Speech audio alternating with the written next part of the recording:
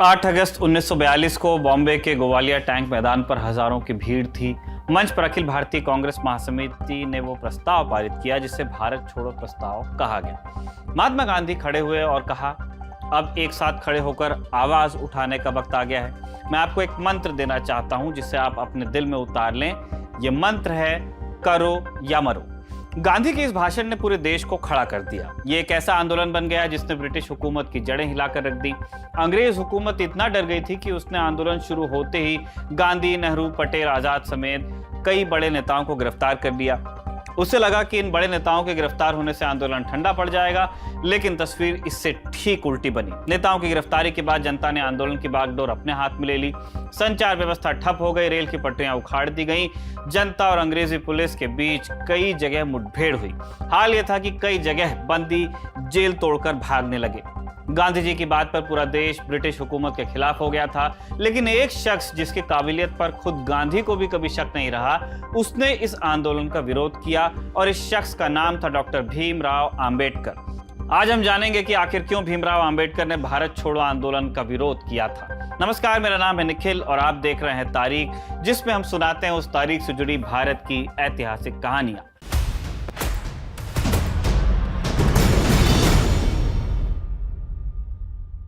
आज 8 अगस्त है और आज की तारीख का संबंध है भारत छोड़ो आंदोलन से। अंग्रेजी हुकूमत ने गांधी को पूना के आगा खान पैलेस में नजरबंद कर दिया था। विरोध में गांधी जी ने उपवास शुरू कर दिया। अंग्रेजों से नाराज होकर वॉइसरॉय की एग्जीक्यूटिव काउंसिल के कई सदस्यों ने भी अपने पद से इस्तीफा दिया, लेकिन डॉक्टर आंबेडकर ने ऐसा करने से मना कर दिया। उन्होंने तर्क दिया कि पद से इस्तीफा देने से कोई लाभ नहीं होगा। आंबेडकर इस गतिरोध के लिए ब्रिटिश सरकार को दोषी ठहराने के पक्ष में भी नहीं थे। आंबेडकर का गांधी से मतभेद था और इसीलिए उन्होंने गांधी द्वारा शुरू किए गए आंदोलन में उनका साथ नहीं दिया। उनका विचार अलग था। इस तरह की बातें आम हो गई थी तब। उस समय उन्हें देश विरोधी तक कहा गया, लेकिन क्या ये सच था? इस बात को जानने से पहले थोड़ा जान लेते हैं कि आखिर डॉक्टर आंबेडकर और गांधी के संबंध कैसे थे। 14 अगस्त 1931 वो दिन था जब भीमराव आंबेडकर पहली बार गांधी से मिले थे। इसके लिए गांधी जी ने उन्हें खुद खत लिखा था। बंबई के मणि भवन में हुई इस मुलाकात की चर्चा काफी समय तक सियासी गलियारों में रही। गांधी जी की बातें इतनी आत्मीयता भरी होती थी कि विरोधी भी उनसे मिलकर उनके कायल होते थे। लेकिन उस दिन गांधी की भाषा थोड़ी रूखी रही। उनके मुंह से पहला वाक्य निकला, तो डॉक्टर आपको इसके बारे में क्या कहना है? यहाँ इसके से गांधी का मतलब दलितों की समस्याओं से था। जब महात्मा गांधी ने इस रुखाई से बात की तो आंबेडकर ने भी उसी भाषा में जवाब दिया। हल्के तंज के साथ कहा, आपने यहाँ मुझे आपकी बात सुनने के लिए बुलाया था। कृपया करके वो कहिए जो आपको कहना है, या आप चाहें तो मुझसे कोई सवाल पूछें और फिर मैं उसका जवाब दे दूं। ये सुनकर गांधी और तल्ख होकर कहते हैं, मुझे पता लगा है कि आपको मेरे और कांग्रेस के खिलाफ कुछ शिकायतें हैं, लेकिन मैं आपको बता दूं कि अपने स्कूल के दिनों से ही मैं अछूतों की समस्याओं के बारे में सोचता रहा हूं। तब तो आपका जन्म भी नहीं हुआ था। आपको शायद ये भी मालूम होगा कि इसे कांग्रेस के कार्यक्रम में शामिल कराने के लिए मुझे कितनी कोशिश करनी पड़ी, और ये सचमुच आश्चर्य की बात है कि आप जैसे लोग मेरा और कांग्रेस का विरोध करते हैं। अपना रुख जाहिर करने के लिए खुलकर बोलिए।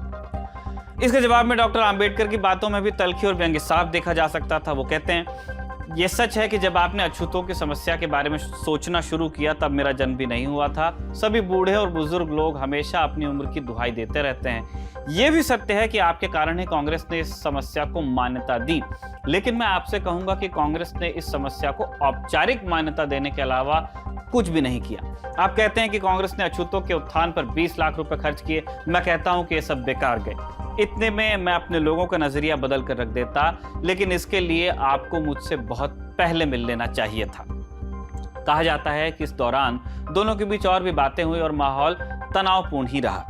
कहते हैं कि पूना पैक्ट को लेकर जो हंगामा हुआ था, उसके बाद गांधी और आंबेडकर के बीच तल्खियां और बढ़ गईं। 24 सितंबर 1932 को पूना पैक्ट समझौता दोनों के बीच पूना के यरवदा जेल में हुआ था। दरअसल भीमराव आंबेडकर भारत के दलित, शोषित और वंचित तबके को अधिकार दिलाने के लिए लंबे समय से लड़ रहे थे। उनके जीवन का कॉज ही था। काफी कोशिशों के बाद साइमन कमीशन 1928 में डिप्रेस क्लासेस को पर्याप्त प्रतिनिधित्व देने के लिए राजी हुआ था। दस्तावेज तैयार हो गए थे और 17 अगस्त 1932 को ब्रिटिश सरकार ने दलितों को अलग निर्वाचन का अधिकार भी दिया था। दलितों को 2 वोट देने का अधिकार मिला। 2 वोट सिस्टम में दलित 1 वोट से अपना प्रतिनिधि चुनते और दूसरे वर्ग से वो सामान्य वर्ग के किसी प्रतिनिधि को भी चुनते। गांधी जी दलितों के उत्थान के पक्षधर थे, लेकिन वो दलितों के लिए अलग निर्वाचन और उनके 2 वोट के अधिकार के विरोधी थे। उन्हें लगता था कि इससे दलितों और सवर्णों के बीच जो खाई है वो बढ़ती जाएगी और हिंदू समाज बिखरने लगेगा। इसके विरोध में गांधी जी ने पूना की यरवदा जेल में आमरण अनशन भी शुरू किया। अनशन की वजह से महात्मा गांधी की तबीयत लगातार बिगड़ने लगी। देश के कई हिस्सों में भीमराव अंबेडकर के पुतले जलाए जाने लगे। उनके खिलाफ विरोध प्रदर्शन भी हुए। कई जगहों पर दलितों की बस्तियां तक जलाई गई। आखिरकार बाबा साहब को झुकना पड़ा। 24 सितंबर 1932 को महात्मा गांधी और बाबा साहब के बीच पूना पैक्ट हुआ। बताते हैं कि अंबेडकर ने बड़े बेमन से इस पर दस्तखत किए। इस समझौते में दलितों के लिए अलग निर्वाचन और 2 वोट का अधिकार खत्म हुआ। हालांकि इसके बदले में दलितों के लिए आरक्षित सीटों की संख्या प्रांतीय विधानमंडलों में 71 से बढ़ाकर 147 और केंद्रीय विधायिका में कुल सीटों की संख्या 18% कर दी गई। गांधी को लेकर अंबेडकर के क्या विचार थे, ये जानते हैं। 1955 में डॉक्टर अंबेडकर के एक इंटरव्यू में भी इसका पता चलता है। बीबीसी को दिए एक इंटरव्यू में उन्होंने साफ साफ कहा था कि गांधी जी कभी एक सुधारक नहीं बल्कि एक रूढ़िवादी हिंदू थे। उन्होंने पॉलिटिशियन की तरह काम किया। मैं उन्हें महात्मा कहने से भी इनकार करता हूं। तो क्या अंबेडकर ने गांधी जी से तलखी के चलते भारत छोड़ो आंदोलन का विरोध किया था? अब ये समझते हैं। फ्रेंच राजनीति विज्ञानी क्रिस्टोफ जैफरलो ने डॉक्टर अंबेडकर की जीवनी लिखी है। क्रिस्टोफ के मुताबिक वायसरॉय की एग्जीक्यूटिव काउंसिल के सदस्य का दर्जा आज के समय के कैबिनेट मंत्री के जैसा होता था। उस समय अंबेडकर के हाथ में श्रम विभाग से जुड़ी जिम्मेदारी थी।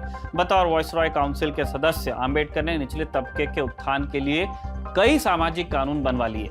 भारतीय ट्रेड यूनियन संशोधन विधेयक पारित कराया गया, जिसने हर कंपनी में एक ट्रेड यूनियन को अनिवार्य बनाया। ब्रिटिश शासन में वेतन भुगतान संशोधन विधेयक और कई कारखाने संशोधन विधेयक भी उन्होंने पास करवा दिया। उन्होंने ब्रिटिश सेना में बड़ी संख्या में दलितों की भर्ती भी करवाई और विशेष रूप से महार बटालियन को बहाल करवाया।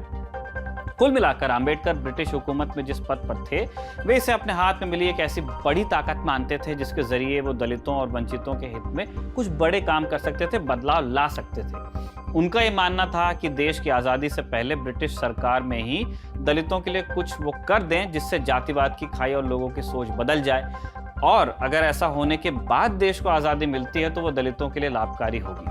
इन्हीं वजहों के चलते अंबेडकर कहते थे कि भारत को एकदम पूरी आज़ादी नहीं मिलनी चाहिए थी, क्योंकि भारतीय समाज इसके लिए तब तैयार नहीं था।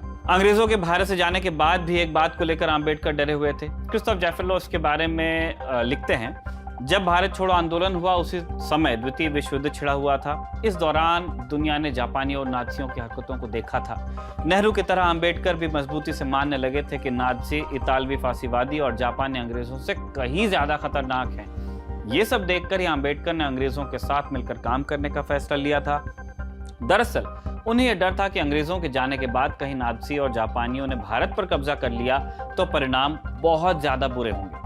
अंबेडकर ने भारत छोड़ो आंदोलन के दौरान एक बार इस बात का जिक्र करते हुए कहा भी था, सभी भारतीयों की सच्ची देशभक्ति यही है कि वो भारत छोड़ो जैसे आंदोलन में अराजकता फैलाने से रोकें, क्योंकि इसमें कोई संदेह नहीं कि इस तरह के आंदोलन हमारे देश को जापान का गुलाम बनाने में मदद भी कर सकते हैं। देखा जाए तो गांधी और अंबेडकर के लक्ष्य अलग अलग थे, दोनों के रास्ते भी थोड़े जुदा थे, लेकिन दोनों अपनी अपनी जगह पर सही थे। आज के लिए इतना ही। तारीख के इस एपिसोड को लिखा था हमारे साथी अभय ने और कैमरे पर रिकॉर्ड किया था हमारे दोस्त जतिन ने। देखते रहिए दी ललन टॉक।